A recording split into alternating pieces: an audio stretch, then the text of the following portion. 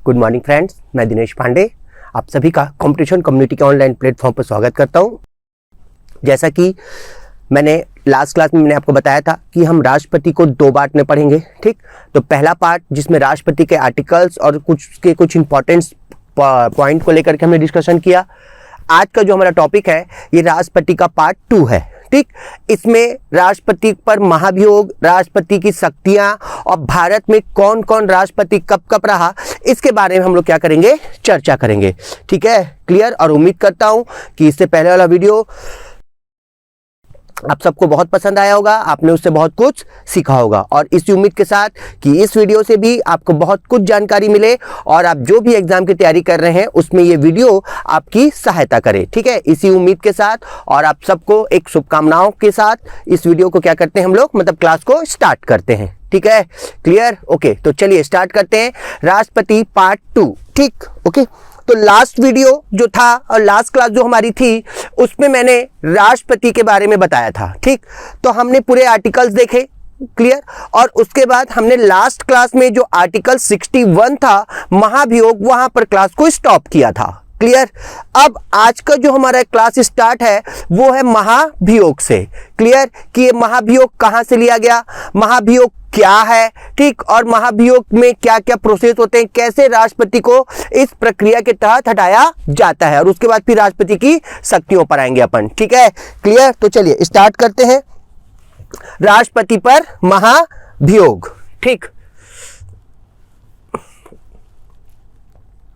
तो राष्ट्रपति पर महाभियोग यह है आपका भारतीय संविधान का आर्टिकल 61। ठीक, आर्टिकल 61 में राष्ट्रपति पर महाभियोग के बारे में बताया गया है। मतलब ये कहा गया है कि राष्ट्रपति को एक तो उसका कार्यकाल 5 साल का रहेगा, प्लस अगर 5 साल से पहले अगर राष्ट्रपति को उससे पद से हटाना है तो हम कैसे हटा सकते हैं, महाभियोग के द्वारा हटा सकते हैं। ठीक है, तो थोड़ा सा इसके बारे में जानकारी पहले ये कि ये महाभियोग की जो प्रक्रिया है वो लिया गया है यूएसए से, अमेरिका से लिया गया है ये। ठीक, पहली बात। दूसरी बात, महाभियोग क्या है, तो महाभियोग जो है वो संसद की अर्ध न्यायिक प्रक्रिया है। कैसी प्रोसेस है ये, अर्ध न्यायिक प्रक्रिया, मतलब पूरी तरीके से ये न्याय के द्वारा प्रक्रिया नहीं है मगर फिर भी एक शॉर्ट क्या है, न्याय का मतलब जस्टिस का एक प्रोसेस है ये। ठीक, तो इसको बोला गया है एक यह अर्ध न्यायिक प्रक्रिया है। क्लियर। अब राष्ट्रपति पर महाभियोग कैसे लगता है, तो मैं एकदम पॉइंट बता रहा हूं, उसको ध्यान से सुनना क्योंकि ये महाभियोग एक बहुत इंपॉर्टेंट टॉपिक है और यहां से भी ऑब्जेक्टिव क्वेश्चन बनते हैं। ठीक है, क्लियर। तो पहला पॉइंट याद रखना है क्या कि ये यूएसओ से लिया गया है और दूसरा ये कैसी प्रक्रिया है, तो यह एक अर्धन्यायिक प्रक्रिया है। क्लियर। ठीक, इसके बाद राष्ट्रपति पर महाभियोग कैसे लाते हैं, तो राष्ट्रपति को समय से पहले उससे पद से हटाना है तो उसको तभी हटाया जा सकता है क्योंकि देखो राष्ट्रपति पर जो शपथ है, ठीक, ओके, तो मैंने आपको बताया था कि एकमात्र ऐसा अधिकारी एकमात्र ऐसा संवैधानिक प्रमुख है जो संविधान की रक्षा करने की शपथ लेता है। वो आर्टिकल कौन से नंबर में, आर्टिकल 60 में राष्ट्रपति का शपथ, तो उसमें बताया था कि वो एकमात्र ऐसा है जो संविधान के रक्षा का शपथ लेता है। ठीक है, तो राष्ट्रपति पर महाभियोग तभी लगाया जाता है जब वह संविधान का अतिक्रमण करे, मतलब संविधान की रक्षा ना कर पाए। संविधान की रक्षा कैसे नहीं कर पाएगा, संविधान की रक्षा ऐसे नहीं कर पाएगा क्योंकि समस्त कार्यपालिका शक्ति राष्ट्रपति में निहित है। क्लियर। और कार्यपालिका कौन, प्रधानमंत्री लोग, और प्रधानमंत्री किसके नाम से कार्य करते हैं, मतलब पूरे मंत्रिपरिषद लोग किसके नाम से कार्य करेंगे, वो करेंगे राष्ट्रपति के नाम से। तो प्रधानमंत्री जी भी अगर कार्य करते हैं तो संविधान के अनुरूप कार्य करेंगे, मगर नाम किसका आएगा, राष्ट्रपति का आएगा। किसी देश के साथ संधि समझौता किया गया तो किसका नाम आएगा, राष्ट्रपति का आएगा। तो राष्ट्रपति का नाम आ रहा है तो वह संविधान के अनुसार अगर कार्य करेगा तो कार्य सही होंगे। ठीक, क्लियर। बट अगर वो संविधान के अनुरूप कार्य नहीं कर रही है, कौन, कार्यपालिका, तो नाम किसका खराब, राष्ट्रपति का। ठीक है, किसका नाम खराब होगा, राष्ट्रपति का नाम खराब होगा। तो यहां पर राष्ट्रपति पर संविधान के अतिक्रमण करने पर क्या लाया जाता है, महाभियोग लगाया जाता है। तो रीजन क्या है, संविधान का अतिक्रमण करने पर ओके। इसके बाद महाभियोग जब लाया जाता है तो सबसे पहले एक तो याद रखो कि सदन और संसद में अंतर है। संसद कहने का मतलब राष्ट्रपति, लोकसभा, राज्यसभा। सदन कहने का मतलब कोई एक सदन, या तो लोकसभा या तो राज्यसभा। तो सबसे पहले ये याद रखना है कि राष्ट्रपति पर महाभियोग या तो लोकसभा और या तो राज्यसभा, मतलब किसी भी एक सदन के द्वारा लाया जा सकता है। ठीक, किसी भी एक सदन द्वारा, मतलब कोई जरूरी नहीं है कि उसको लोकसभा ही लाए, या कोई जरूरी नहीं है ये महाभियोग के प्रस्ताव को राज्यसभा ही लाए, कोई भी एक सदन ला सकता है। ठीक, अगर कोई एक सदन ला रहा है तो उसके लिए सबसे पहले उस सदन के 50 सदस्यों की अनुमति आवश्यक है। मतलब प्रस्तावक भी 50 करें और अनुमोदित भी 50 करें, मतलब 50 लोगों का क्या चाहिए, परमिशन चाहिए कि हाँ कि हम क्या करेंगे, राष्ट्रपति के खिलाफ महाभियोग लाएंगे। तो जब 50 सदस्य क्या करते हैं, उस प्रस्ताव के लिए सहमति दे देते हैं, तब यहां पर राष्ट्रपति पर महाभियोग लाया जाता है। तो कितने सदस्यों की अनुमति जरूरी है, 50 सदस्य की, कोई भी एक सदन के। ठीक है ना, क्लियर, ओके। पांचवा बात हो गया। छठवां, अब अगर 50 सदस्य अनुमति दे दिए, ठीक, क्लियर, तो राष्ट्रपति के पास एक नोटिस भेजा जाता है। ठीक, सदस्यों की अनुमति के पश्चात, ठीक, सदस्यों की जब अनुमति मिल जाती है तो उसके पश्चात क्या भेजा जाता है, राष्ट्रपति के पास नोटिस, उसको बताया जाता है कि भैया हम आपके लिए क्या ला रहे हैं, महाभियोग ला रहे हैं। ठीक, उस नोटिस में पूरा रीजन लिखा रहता है और उसमें यह भी लिखा रहता है कि राष्ट्रपति को क्या बोलते हैं कि आपके खिलाफ जो आरोप लगा है उसके लिए आप क्या दो, जवाब दो। ठीक, और जवाब देने के लिए जब नोटिस को भेज देते हैं तो जवाब देने के लिए, नोटिस का जवाब देने के लिए राष्ट्रपति को 14 दिन का समय दिया जाता है। ठीक, क्लियर, कितने दिन का, 14 दिन का। और 14 दिन के अंदर या तो राष्ट्रपति खुद ही उपस्थित होगा, ठीक, और या तो अपने प्रतिनिधि को भेजेगा, क्लियर, और जाकर के क्या देगा, जवाब देगा। ठीक, अगर मान लो राष्ट्रपति के पास नोटिस भेजा गया है और राष्ट्रपति को 14 दिन के अंदर क्या देना है, जवाब देना है, तो राष्ट्रपति या तो खुद जाएगा और या तो अपने प्रतिनिधि को भेजेगा। अब मान लीजिए कोई भी एक सदन, जैसे मान लीजिए लोकसभा, ठीक, तो लोकसभा ने क्या किया कि महाभियोग लाया, किसके लिए, राष्ट्रपति के लिए, क्लियर। तो अब जवाब देने के लिए कौन जाएगा, या तो राष्ट्रपति खुद जाएगा या तो उसका प्रतिनिधि जाएगा। तो वो पहुंचेगा कहां, लोकसभा। अब लोकसभा में पहुंचा तो अब उसने जवाब दिया क्या कि भैया आपके ऊपर ये आरोप लगा है कि आपने संविधान का अतिक्रमण किया है, तो बताइए ये बात सच है कि नहीं, अगर सच है तो फिर कैसे किया, क्या किया, सारा। ठीक, तो वो क्या होगा कि वहां पर उसको जवाब देगा। अगर उसके जवाब से सदन, मतलब मान लो लोकसभा भेजा है, ठीक है, तो अगर उसके जवाब से सदन संतुष्ट हो गया कि नहीं ठीक बोल रहा है, कोई गलत काम नहीं किया, क्लियर। एक तो वैसे ही राष्ट्रपति कुछ काम करता है नहीं, तो जब कुछ काम करते ही नहीं है तो फिर गलती कहां से होगा, गलती तो तभी होता है ना जब कोई काम आदमी करे। जैसे मैंने आपको बताया कि सरोजिनी नायडू ने क्या कहा था कि राष्ट्रपति जो है वो सोने के पिंजरे में बंद एक चिड़िया है। ठीक, मतलब उसके पास सारी सुविधाएं हैं, उड़ना चाहती है मगर उड़ नहीं पाती। तो राष्ट्रपति के पास सारी चीजें हैं, किसी चीज की कोई कमी नहीं, मगर उसके पास काम क्या है, केवल और केवल एक राष्ट्र प्रमुख बन करके रहना, क्योंकि सारे कार्य तो कार्यपालिका कर रही है। तो कार्य करेगा तभी ना कोई गलती होगी, कार्य नहीं करेगा तो गलती कहां से होगी। ठीक है, क्लियर, ओके। तो अब उसके जवाब से क्या हुआ, सदन संतुष्ट हो गया कि नहीं उसने कोई गलती नहीं की है, उसके पास आरोप क्या है, बेबुनियाद है, आरोप को क्या करो, खारिज करो। तो अगर उस प्रस्ताव को या उसके जवाब से संतुष्ट हो गया तो महाभियोग का प्रस्ताव वहीं पर खारिज हो जाएगा। अगर जवाब से सदन क्या हुआ, संतुष्ट हो गया, ठीक ना, जवाब से सदन संतुष्ट हुआ तो प्रस्ताव खत्म। ठीक, अगर जवाब से क्या हो गया, सदन संतुष्ट हो गया तो प्रस्ताव, महाभियोग का प्रस्ताव क्या हो जाएगा, खत्म हो जाएगा। और अगर जवाब से संतुष्ट नहीं हुए तब यहां पर फाइनली शुरू होता है महाभियोग की प्रक्रिया। ठीक है, क्लियर। अभी तक तो केवल एक थोड़ा सा ट्रायल चल रहा था, मेन पिक्चर अब स्टार्ट होगी।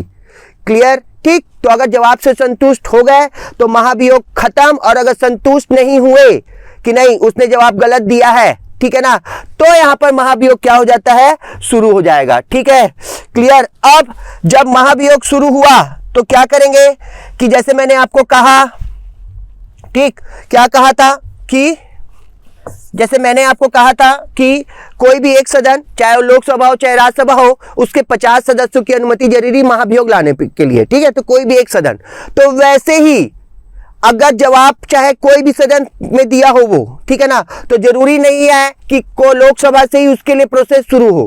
ठीक, किसी भी सदन के द्वारा प्रोसेस या प्रक्रिया शुरू की जा सकती है, मगर वो तब जब उसके जवाब से संतुष्ट ना हो।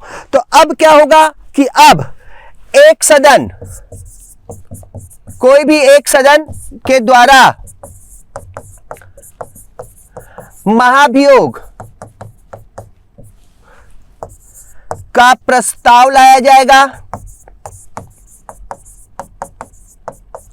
ठीक, ओके। फिर उसके बाद उस सदन के, मैं यहां पर सदन इसलिए लिख रहा हूं क्योंकि ये कोई जरूरी नहीं है कि वो लोकसभा हो या राज्यसभा हो। ठीक है ना, क्लियर। तो कोई भी सदन हो सकता है। क्लियर। तो उस सदन के कुल सदस्यों के उपस्थित सदस्य का 2/3 2/3 बहुमत से प्रस्ताव पारित किया जाएगा। ठीक, क्लियर।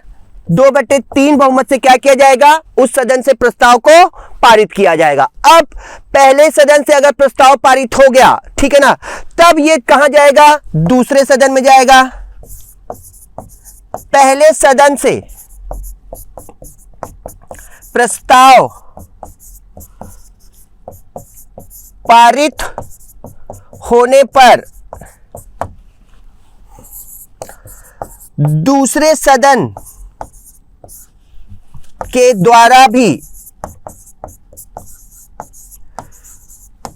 कुल सदस्यों के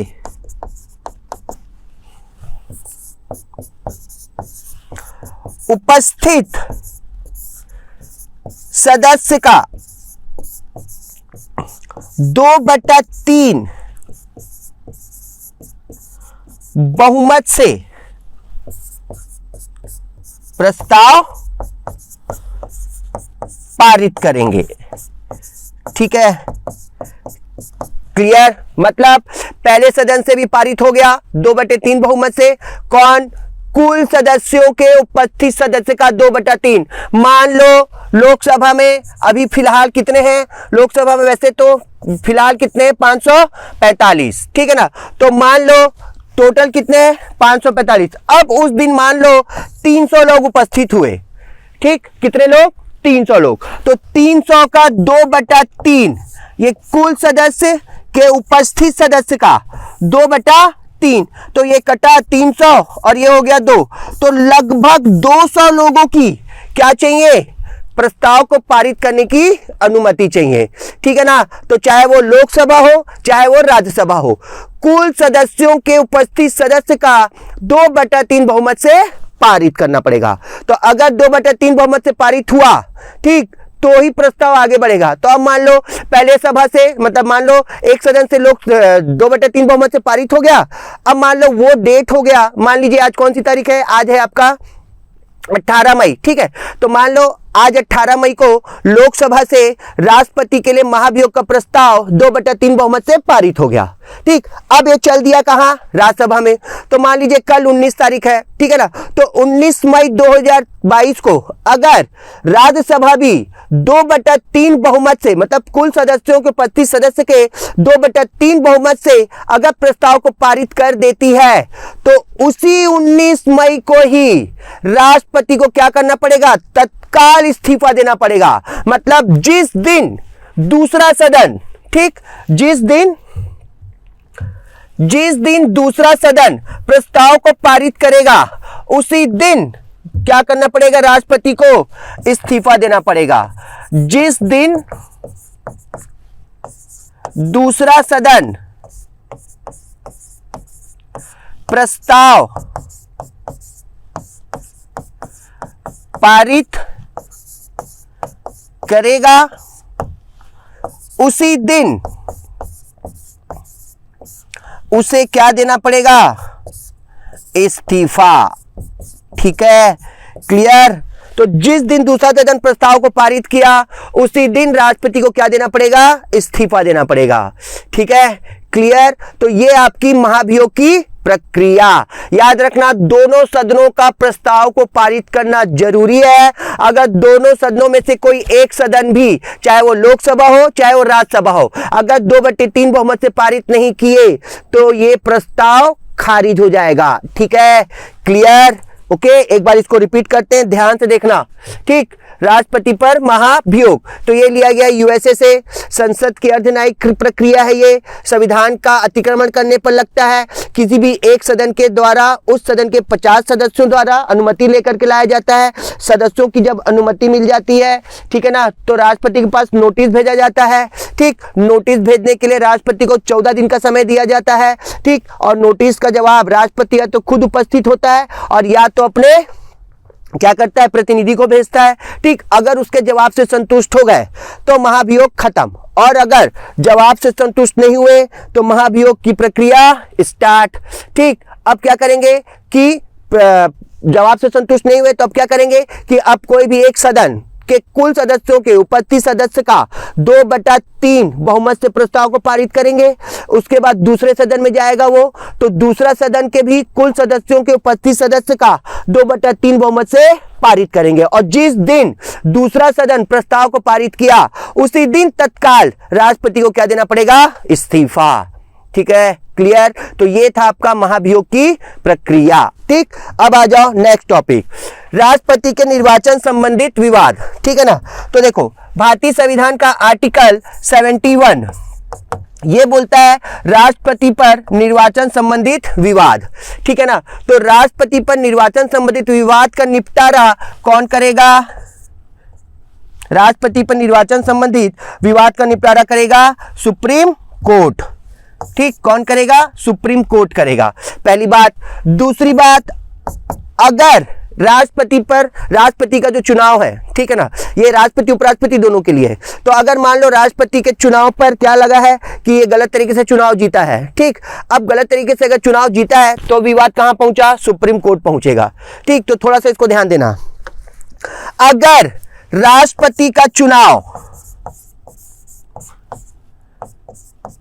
राष्ट्रपति का निर्वाचन या चुनाव सुप्रीम कोर्ट द्वारा रद्द किया जाता है, तो ध्यान देना, अगर राष्ट्रपति का चुनाव सुप्रीम कोर्ट द्वारा रद्द किया जाता है तो राष्ट्रपति के पद ग्रहण करने की तिथि से लेकर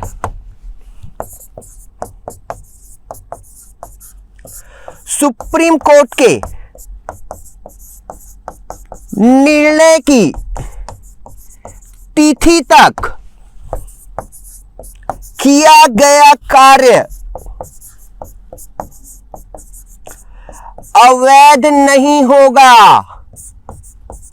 मतलब मान लीजिए राष्ट्रपति ने फरवरी माह में शपथ लिया, ठीक, क्लियर, और राष्ट्रपति जब फरवरी माह में शपथ लिया तो ये चल दिया मार्च में सुप्रीम कोर्ट, ठीक। और सुप्रीम कोर्ट क्या किया कि अप्रैल में अपना फैसला सुनाया, और फैसला ये सुनाया कि क्या बोलते हैं, राष्ट्रपति का चुनाव क्या है, रद्द किया जाए, गलत तरीके से जीते हैं। तो मान लीजिए 14 फरवरी डेट याद रहेगा आप लोग को, ठीक है ना, ओके। तो मान लीजिए 14 फरवरी को राष्ट्रपति ने शपथ लिया है, ठीक, और 1 अप्रैल को सुप्रीम कोर्ट ने क्या किया, अपना फैसला दिया।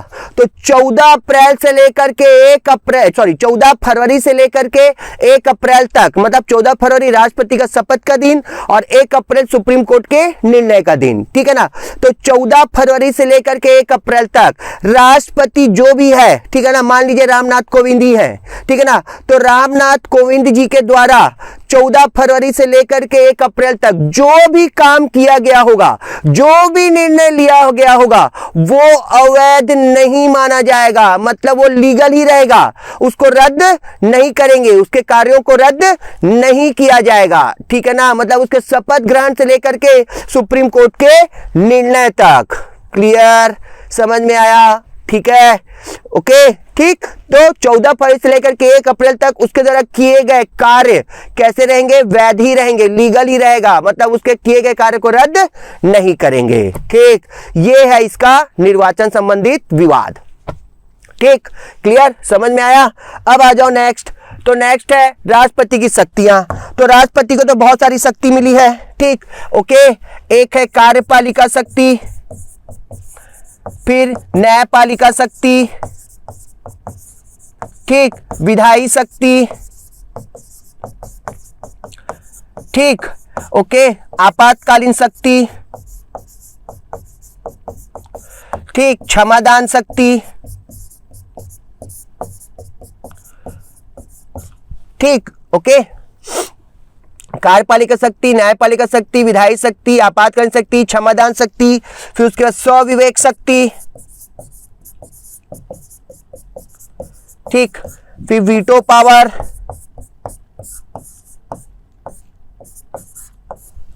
क्लियर, कूटनीतिक शक्ति,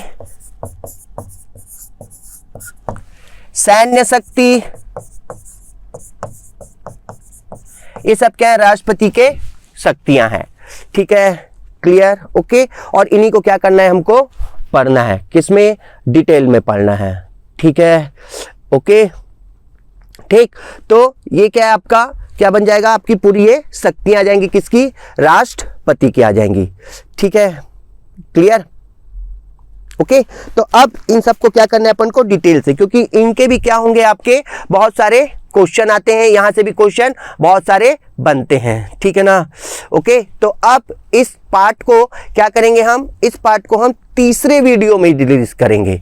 तीसरा वीडियो इसीलिए क्योंकि यहां पर ये हो जाएगा ना कि ये बहुत लेंथी पोर्शन है, तो इसको क्या है, 3 पार्ट में अगर डिवाइड करके स्टडी करोगे ना तो बहुत अच्छे चीज समझ में आएगी, ठीक। और क्या हो जाएगा, वो आपको आसानी से भी उसमें से अगर क्वेश्चन आएंगे तो आपको वो बनेंगे, कंफ्यूज नहीं होंगे, मिक्स नहीं होगा उसमें, क्या नहीं होगा, मिक्स नहीं होगा वो, ठीक है, क्लियर। तो इसका तीसरा पार्ट अपन बनाएंगे और इस तीसरे पार्ट में पूरी शक्तियों को ही क्या करेंगे, अपन राष्ट्रपति की डिस्क्राइब करेंगे, ठीक है ना, क्लियर। बट यहां पर यह होगा कि तीसरी शक्तियों के बाद, मतलब जो तीसरा पार्ट आएगा उस तीसरा पार्ट में केवल शक्तियां पढ़ेंगे, मगर फिलहाल अभी मैं आपको बताऊंगा किसके बारे में, भारत के राष्ट्रपति, क्योंकि कौन कौन भारत का राष्ट्रपति रहा है, क्योंकि ये कभी कभी आ जाता है सीक्वेंस में जमाने के लिए, तो इसको यहां पर अपन कंप्लीट करते हैं और शक्तियों को अपन तीसरे पार्ट में पढ़ेंगे ताकि वो एक साथ क्लियर हो जाएगा, ओके, ठीक है। चलिए, तो चलो, ठीक है, भारत के राष्ट्रपति, तो कौन कौन भारत का राष्ट्रपति रहा है और उसका कार्यकाल, ठीक। तो देखो अभी वर्तमान में कौन राष्ट्रपति हैं, रामनाथ कोविंद जी हैं, ठीक है ना, जिनका अभी जुलाई में क्या हो जाएगा, कार्यकाल खत्म, मतलब जुलाई में 25 जुलाई को क्या हो जाएगा, नया राष्ट्रपति चुन लिया जाएगा, ठीक है ना, मतलब 25 जुलाई से पहले निर्वाचन हो जाना है और नया राष्ट्रपति चुन लिया जाना है 25 जुलाई 2022 से पहले, ठीक है ना, क्लियर। क्योंकि लास्ट बार उन्होंने शपथ उसी टाइम ली थी, 25 जुलाई को ली थी, 25 जुलाई 2017 को, ठीक। तो अब उनका लास्ट चल रहा है 25 जुलाई 2022, ये उनका कार्यकाल खत्म, तो उनके कार्यकाल खत्म होने से पहले क्या होगा, एक नया राष्ट्रपति चुन लिया जाएगा, ठीक है, ओके। तो चलिए शुरुआत से करते हैं भारत के राष्ट्रपति, ठीक, क्लियर। तो भारत के राष्ट्रपति ठीक, तो पहले मैं क्या कर रहा हूं, पूरे राष्ट्रपतियों का नाम बता रहा हूं आपको। ठीक, फिर उसके बाद हम लोग क्या करेंगे, उनके सन को उनके बगल में लिखते चलेंगे। ठीक है, क्लियर। तो भारत के राष्ट्रपति, पहला राजेंद्र प्रसाद, ठीक, फिर उसके बाद सर्वपल्ली राधाकृष्णन, ठीक, ओके, उसके बाद जाकिर हुसैन,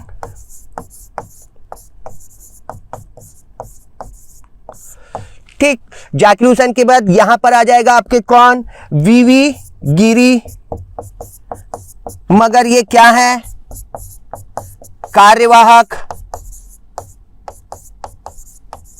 ठीक, वीवी गिरी के बाद फिर एक और व्यक्ति आएगा, वो भी कार्यवाहक रहेगा, मोहम्मद हिदायतुल्लाह, ये भी क्या है आपके कार्यवाहक। मैं रटाऊंगा इसको ना, मैं केवल अभी लिख रहा हूं, बस केवल लिखने दीजिए पहले, उसके बाद फिर हम लोग इसको क्या करेंगे, रटेंगे। बहुत आसान है रटना, मैं बताऊंगा कैसे उसको आसानी से खत्म करना है। ठीक है, क्लियर। तो वीवी गिरी कार्यवाहक, फिर मोहम्मद हिदायतुल्लाह। ठीक, अब यहां पर फिर से आ जाएंगे परमानेंट वीवी गिरी।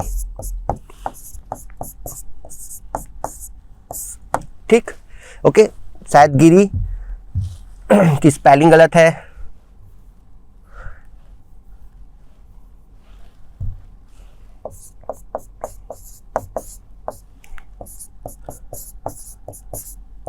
ठीक, ओके, कौन कौन, पहला राजेंद्र प्रसाद। ठीक, दो पार्ट में पढ़ते हैं इसको, ठीक है ना, पहले एक बार इतने याद करते हैं, फिर उसका दूसरा।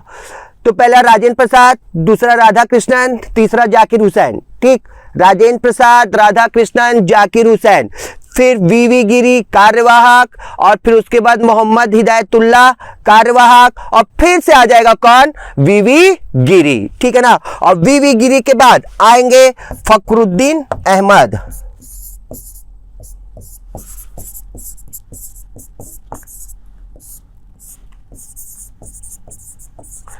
ठीक, क्लियर, ओके। तो पहला आपका राजेंद्र प्रसाद, फिर उसके बाद सर्वपल्ली राधाकृष्णन, फिर जाकिर हुसैन। ठीक, जाकिर हुसैन के बाद वीवी गिरी कार्यवाहक, फिर मोहम्मद हिदायतुल्लाह कार्यवाहक, फिर उसके बाद फिर से रिटर्न मार दिए वीवी गिरी, और उसके बाद फखरुद्दीन अहमद। ठीक है, अब इनका सन, तो ये आ जाएंगे 1950 से 62, 62, फिर 62 से 67 कौन, राधाकृष्णन, फिर उसके बाद 67 से 69 जाकिर हुसैन, क्योंकि इनकी कार्यकाल के दौरान ही क्या हो गई थी, मृत्यु। अब यहां पर दो कार्यवाहक, तो मई 69 से जुलाई 69 वीवी गिरी, फिर जुलाई 69 से अगस्त 69 कौन, हिदायतुल्लाह। ठीक, ओके, दो कार्यवाहक मई 69 से जुलाई 69, और जुलाई 69 से अगस्त 69 कौन, हिदायतुल्लाह, और उसके बाद 69 से 1969 से 74 तक फिर आ जाएंगे तुम्हारे कौन, वीवी गिरी, एंड 74 से 1974 से 77 तक कौन आएगा, फखरुद्दीन अहमद। ठीक है ना, तो पहला आपका कौन, क्या बोलते हैं, राजेंद्र प्रसाद, फिर उसका सर्वपल्ली राधाकृष्णन, फिर जाकिर हुसैन, तीन हो गए। फिर उसका दो कार्यवाहक याद रखो, एक कार्यवाहक कौन हो जाएगा तुम्हारा, क्या बोलते हैं, वीवी गिरी, फिर दूसरा कार्यवाहक क्या नाम है, मोहम्मद हिदायतुल्लाह। उसके बाद फिर से वापस आ जाओ वीवी गिरी में, और लास्ट में आपका आ जाएगा कौन, फखरुद्दीन अहमद। तो एक 50 से 62, 62 से 67, 67 से 69। ठीक, तीन हो गया। फिर उसके बाद मई 69 से जुलाई 69, और फिर उसके बाद जुलाई 69 से अगस्त 69, फिर उसके बाद 69 से 74, और 74 से 77। क्लियर, ठीक, ओके। ठीक, अब उसके बाद ठीक, ओके, अब उसके बाद फखरुद्दीन अहमद हो गए। अब यहां पर फखरुद्दीन अहमद की भी क्या हो गई थी, कार्यकाल के दौरान मृत्यु हो गई थी। मतलब दो लोग ऐसे थे जिनकी मृत्यु उनके कार्यकाल के दौरान ही हुई थी। पहले व्यक्ति थे जाकिर हुसैन, और दूसरे कौन थे, फखरुद्दीन अहमद। ठीक है ना, तो यहां पर फरवरी माह में उनकी डेथ हो गई थी। तो यहां पर बने बी डी जत्ती। ठीक, ओके, बीडी जत्ती बने। फिर ये कार्यवाहक थे। कैसे थे ये? कार्यवाहक थे। कौन? बीडी जत्ती। इनके बाद आ गया नीलम संजीव रेड्डी। ठीक, नीलम संजीव रेड्डी के बाद ज्ञानी जैल सिंह। ज्ञानी जैन सिंह के बाद आ गए तुम्हारे कौन? वेंकटरमन। वेंकटरमन के बाद शंकर दयाल शर्मा।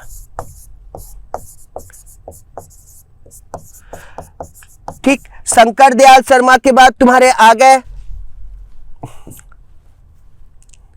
के आर नारायणन।